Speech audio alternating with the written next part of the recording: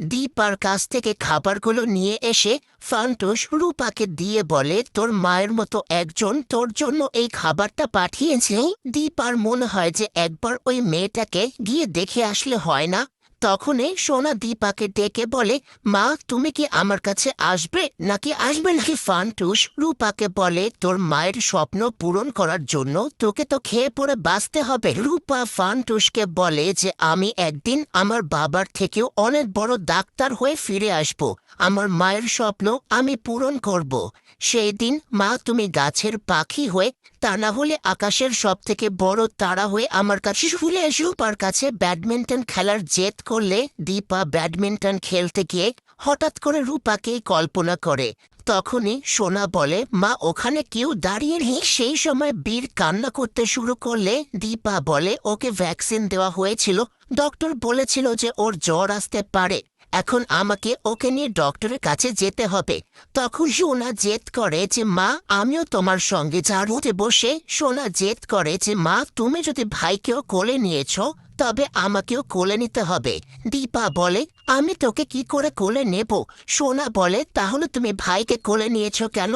তখনই উর্মি বলে, রূপা তোর একেবারে ঠিক নাম দিয়েছিল। হিংসু ইউপিকে বিদেশে যাওয়ার জন্য রূপা ফান্টুস আর বিন্দির সঙ্গে বেরিয়ে পড়ে। গাড়িতে বসে দীপা দেখতে পারে রূপাকে একটা হলুদ ট্যাক্সিতে, কিন্তু উর্মি কিছুতে বিশ্বাস করতে চায় না। উর্মি বলে, তুই তো তখন থেকে রূপাকে কল্পনায় করে যাচ্ছিস। দাঁড়িয়ে রূপা সবার জন্য প্রার্থনা করে যে বাড়িতে সবাই যেন ভালো থাকে, তাদেরও যেমন আমাকে দরকার নেই তেমন আমারও তাদেরকে দরকার নেই। তবে রূপা একদিন অনেক বড় ডাক্তার হয়ে ফিরবে। বীরের মতো সোনাও যখন দীপার কোলে এসে বসার জেদ করে, তখনই দীপা বাধ্য হয়ে বীরকে সোনার কাছে দিয়ে দেয়। সোনার হচ্ছে না। সোনা আবারও দীপার কাছে এসে বসার জেদ করলে উর্মি বুঝতে পারে না, সামনে একটা অনেক বড় গাড়ি চলে আসে।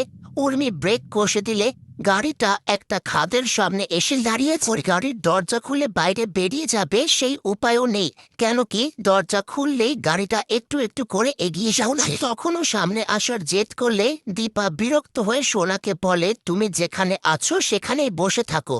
সোনা বলে, আমি এখন খারাপ হয়ে গেলাম? বা বলে, কেন বুঝতে পারছিস না, আমরা একটা অনেক বড় বিপদে পড়ে গেছি। সোনা বলে, তাহলে কি আমরা পাতামের মতো মরে যাব? দীপা বলে, রূপা মরে যায়নি, আর আমি থাকতে তোকেও মরতে দেব না।